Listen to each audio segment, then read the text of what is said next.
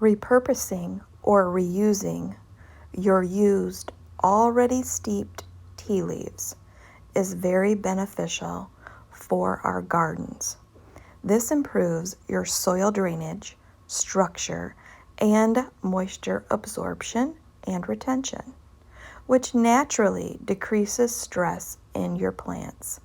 Contains 4.4% nitrogen, which is essential for healthy green chlorophyll-rich plant growth. The tannic acid released makes your tomatoes day, as they love acidic soil.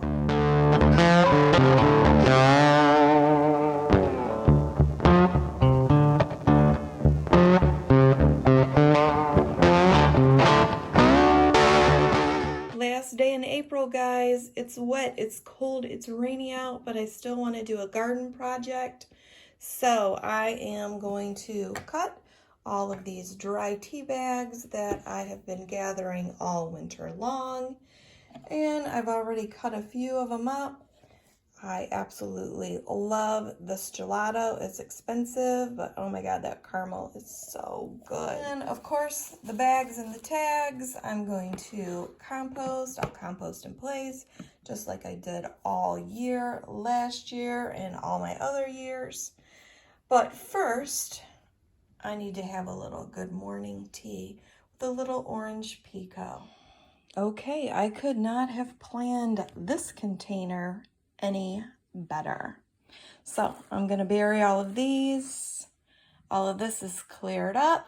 So I've had a successful rainy Sunday project, and we'll now go outside and look at how we can actually utilize our tea leaves, which are absolutely free. They did not go into your garbage, therefore they did not go into the landfill. And for those of you who say it costs too much to garden, I beg to differ.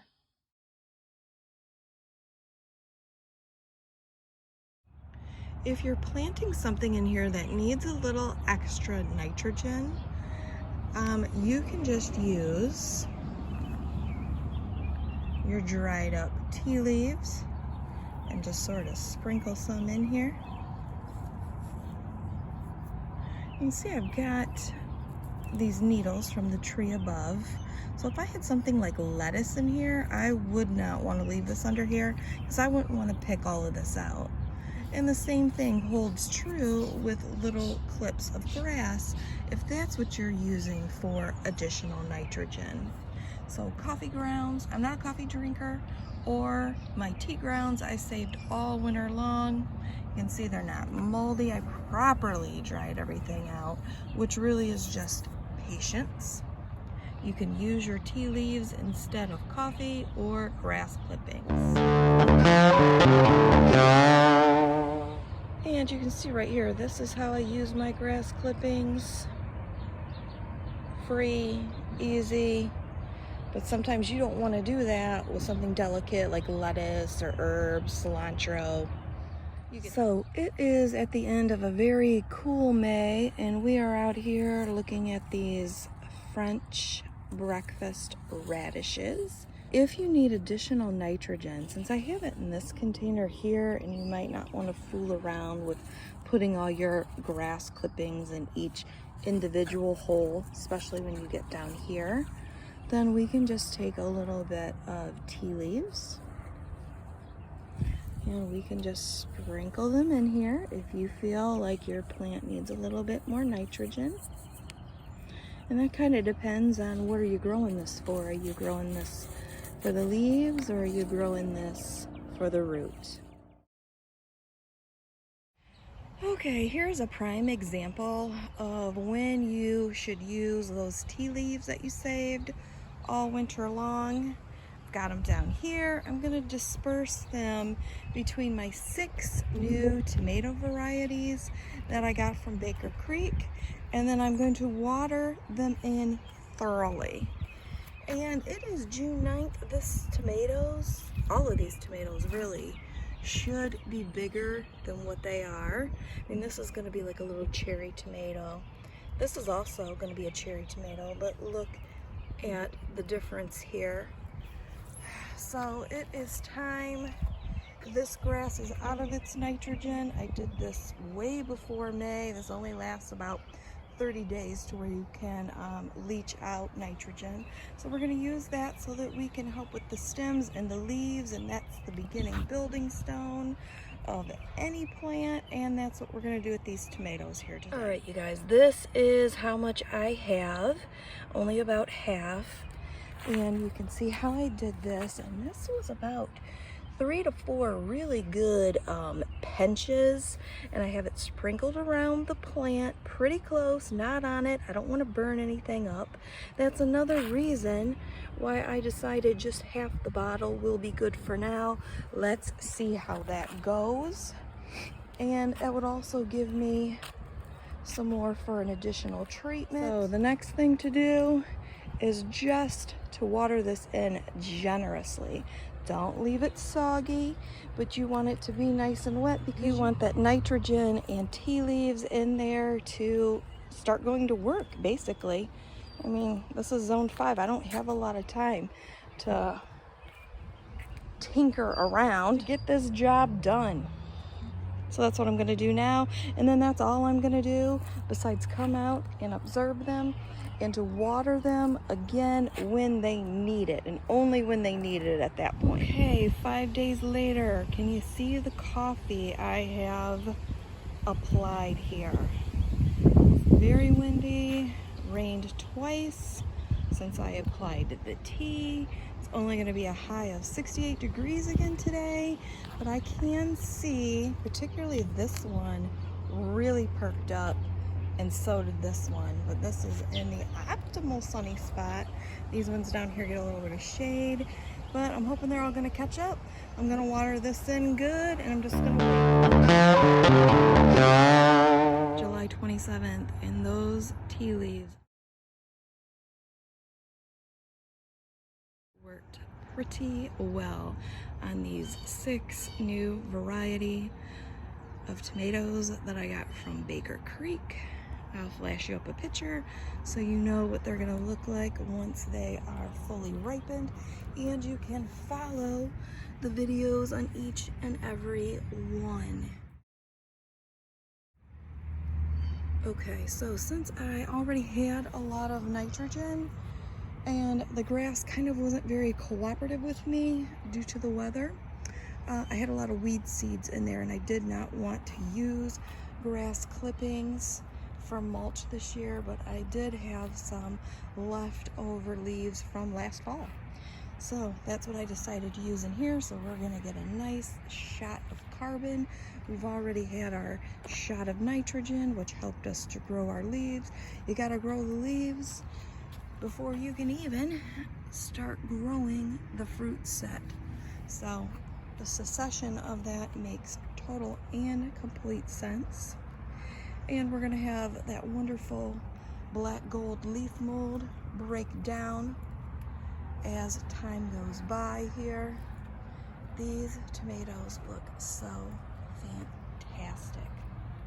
This is the most bushiest one I've left here because I was not sure how this fruit set was gonna go.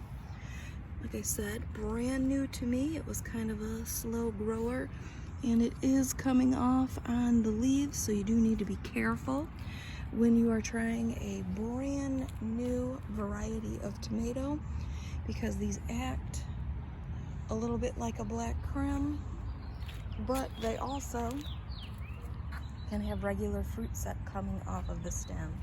And I don't like to get scissor happy. I want to get all of the tomatoes because I only have 1 tomato per new Baker Creek tomatoes that I'm trying here, because I don't really have a lot of space. I did quite a bit. I want to give you just a small tour of my garden here. Sunflower patch back here, along with a pumpkin at the end. To really go around the border, you would have to look past the grass. You can see the Velvet Queen, which is at the top. Teddy bear sunflower at the bottom. And The rest of them have gone to seed. I did a total of 5 different sunflowers. Got them for burpee. I will just flash a little picture of those seed packets there. Here we've got some gorgeous mixed bell peppers. And I got these seeds from the Dollar Tree. They were $1/4.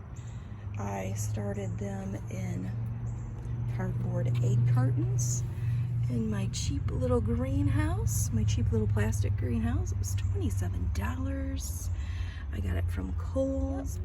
It started out green, but I do have a rainbow collage of those. More marigolds. I have done a very detailed video on this cucumber here. It's called the General Lee. This is about the 5th year that I have grown this exact cucumber up my fencing here. It works beautifully, especially if you're looking for a nice confined small space that really you're just trying to get as much in as you can. And you see all those cucumbers, they will all mature because this is mainly a female cucumber plant.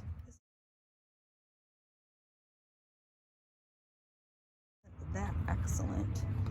Also bought this little lemon tree. I'm in zone 5 Northwest Ohio. I got this at the greenhouse. Total experiment here, but I've always wanted one, so I got one.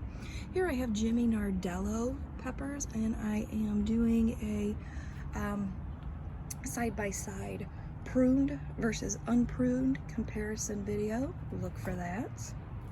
More marigolds. They were the best and simplest things that I actually, and they were the quickest too that came up in that greenhouse. Also, cardboard egg cartons.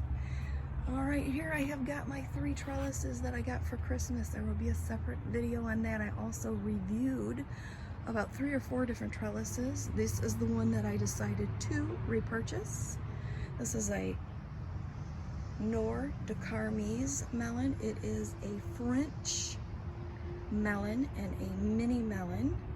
This is about 3 or 4 weeks behind the same variety. I've grown this for about 3 to 4 years, and this one is very fussy, and the vines very much do that. We're not going to worry about it. And over here is True Chartreuse.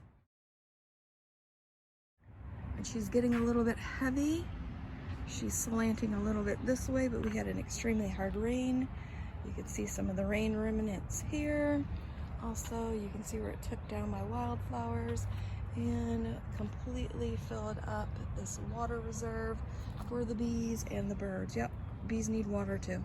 Insects need water too. And I've got a lovely melon growing there. And I've got 2 side by side over here. So these are about medium size. One fully developed, if you're really looking for a good plate of cantaloupe, will do you. These Nor de Carmes, you're gonna need probably 2 or 3 to get full. Here I have a black currant tomato. Love them. They're one of my favorites. Next to a giant Belgium. I'm gonna do a comparison video between these 2. Another marigold. Here's the Dollar Tree stackable containers. I grew radishes and also bok choy, mini bok choy. Already full videos on the channel up about that. Again, same melon, Nor de Carmes, and growing her up on 2 stacked up tomato cages. This is, let me see, these ones I think are the most beautiful. This paintbrush viola. Got these at Baker Creek. They're a little bit fussy. Growing up some green beans with them. They're gonna start to produce pretty soon.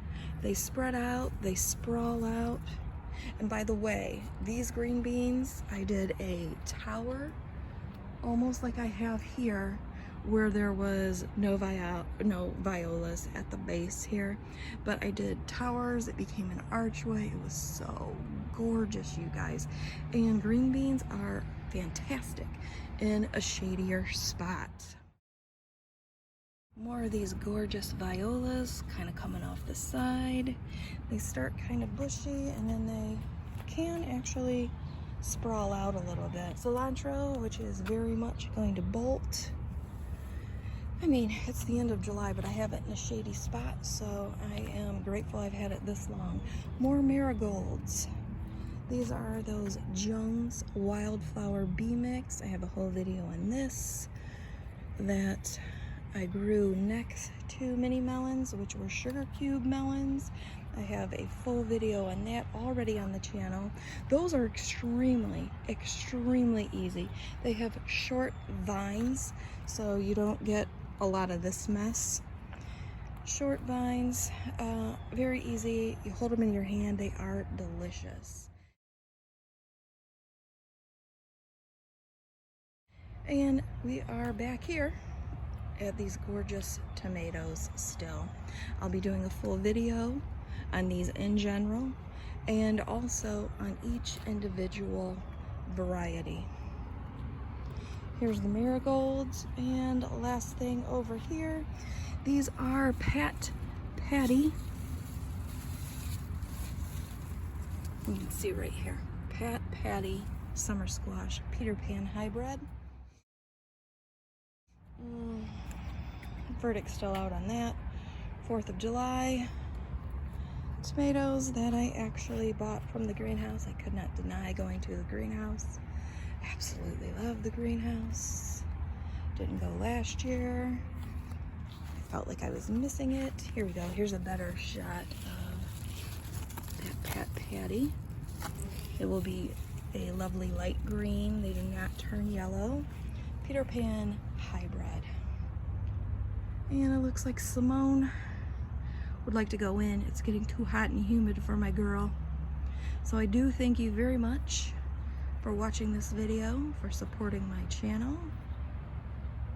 And I hope to see you soon. I hope that you will subscribe and come and see me again in my small space, non-traditional Northwest Ohio Zone 5 garden. Thank you so much for watching, and I invite you again to subscribe, as I have been gardening for over 40 years and have a lot to teach, show, grow, review, experiment with, and my favorite, a specific variety everything deep dive. So let's try new things together, mix it up, and have a glorious day.